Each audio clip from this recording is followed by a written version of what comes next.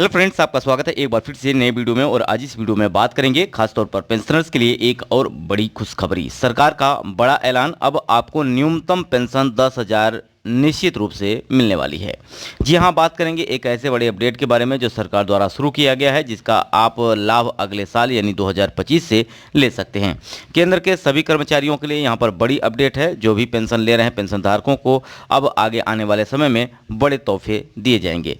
इसी के साथ आज बात करेंगे एक बड़ी स्कीम के बारे में। वीडियो के अंत तक बने रहिएगा। चैनल पर पहली बार विजिट कर रहे हैं, चैनल को सब्सक्राइब कर लीजिएगा। इसके अलावा आपके मन में कोई प्रश्न है तो कमेंट जरूर करिएगा। जी हाँ फ्रेंड्स, बात करें केंद्र सरकार ने सरकारी कर्मचारियों को एक निश्चित पेंशन देने के लिए पिछले महीने यूनिफाइड पेंशन स्कीम यानी यूपीएस की शुरुआत कर दी गई। इस योजना का लाभ जो है वो नेशनल पेंशन स्कीम के अल्टरनेट के तौर पर पेश किया गया है। केंद्र सरकार ने कहा है कि सरकारी कर्मचारी के पास एनपीएस और यूपीएस में से कोई एक चुनने का विकल्प होगा। अब आपको कौन सा विकल्प लेना है? नेशनल पेंशन स्कीम लेना है या आपको यूनिफाइड पेंशन स्कीम लेना है? कौन सी स्कीम का लाभ लेना है वो केंद्र सरकार के सभी कर्मचारियों को यहाँ पर ऑप्शन के तौर पर दिया जाएगा।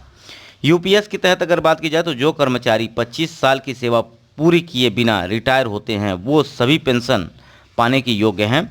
25 साल से कम समय से सेवा करने वाले कर्मचारियों को अनुमानित आधार पर रिटायरमेंट के बाद पेंशन दी जाएगी। इसके कार्य एवं अवधि एवं सैलरी पर निर्भर करेगा।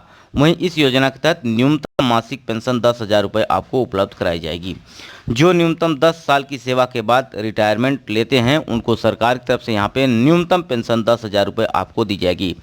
अभी हाल ही फिलहाल में बात करें तो पेंशन को लेकर बहुत बड़े बवाल भी किए गए। बहुत सारे यहाँ पे धरना प्रदर्शन किए जा रहे हैं लगातार यहाँ पर पेंशन धारकों के द्वारा, क्योंकि यहाँ पे पहले पेंशन जो स्कीम उपलब्ध कराई गई थी ओल्ड पेंशन स्कीम, उसको बंद कर दिया गया है।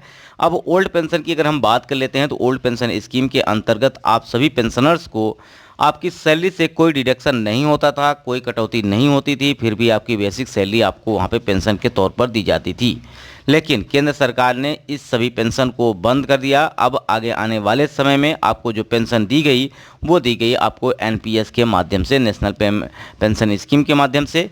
यह पेंशन स्कीम आपकी सैलरी से कटौती के बाद आपको उपलब्ध कराई जाती है और यह पेंशन में जो पैसा आपका लगता है वो सीधे सरकार की तरफ से और आपकी कुछ कटौती के बाद आपको शेयर मार्केट में लगा दिया जाता है और उसके बाद आपकी रिटायरमेंट के दौरान आपको यहाँ पर पेंशन के साथ एक मुफ्त राशि आपको उपलब्ध कराई जाएगी। लेकिन यहाँ पर उसके बाद भी यहाँ पे धरना प्रदर्शन चालू रहा तो सरकार की तरफ से अब एक और स्कीम शुरू की गई जिसे बोलते हैं यूपीएस यानी यूनिफाइड पेंशन स्कीम।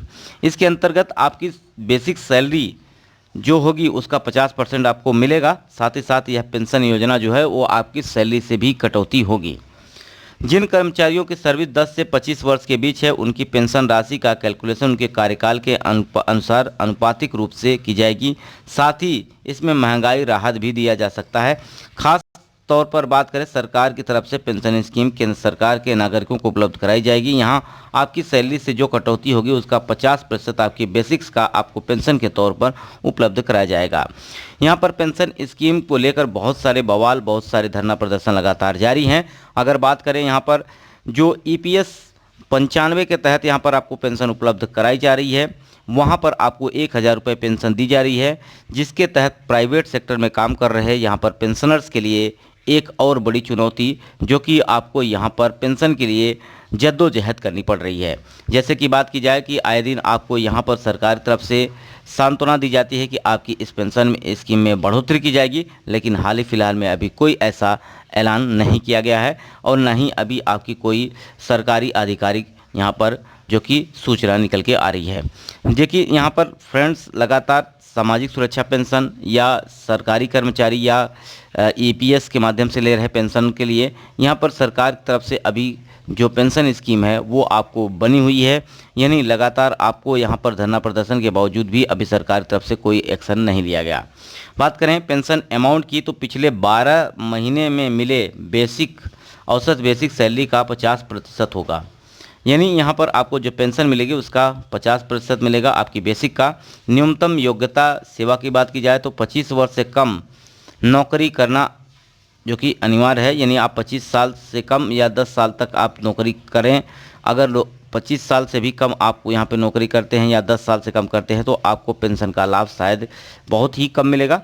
लेकिन यहाँ पर न्यूनतम वर्ष जो रखा गया है वो 10 वर्ष ही रखा गया है। साथ ही साथ 25 वर्ष से कम सेवा अवधि के लिए कैलकुलेशन के आधार पर यहाँ पर पेंशन आपको उपलब्ध कराई जाएगी। फैमिली पेंशन कर्मचारी की मौत के तुरंत पहले की पेंशन का 60% आपको उपलब्ध करा दिया जाएगा। पेंशन स्कीम के अंतर्गत आपको यह भी लाभ है कि अगर कोई भी जो पेंशनर्स है या कोई भी ऐसा कर्मचारी है जिसकी मृत्यु हो जाती है तो आपको यहाँ पर पेंशन के तौर पर 50% की बजाय 60% आपको यहाँ पर उपलब्ध कराया जाएगा। तो बड़ी अपडेट है। साथ ही साथ न्यूनतम 10 वर्ष की सेवा के बाद आपको रिटायरमेंट पर यहाँ पर 10,000 रुपये प्रतिमाह पेंशन उपलब्ध कराया जाएगा। पेंशन, फैमिली पेंशन और न्यूनतम पेंशन महंगाई राहत आपको दिया जाएगा। रिटायरमेंट के बाद एक मुफ्त भुगतान ग्रेजुएटी के रूप में आपको उपलब्ध कराई जाएगी। यानी पेंशनर के लिए एक और बड़ी अपडेट है। हालांकि एनपीएस पेंशन स्कीम से यह पेंशन खासी अच्छी है और यहाँ पर आपको एक गारंटी मिलती है कि आपको यहाँ पर पेंशन मिलेगी।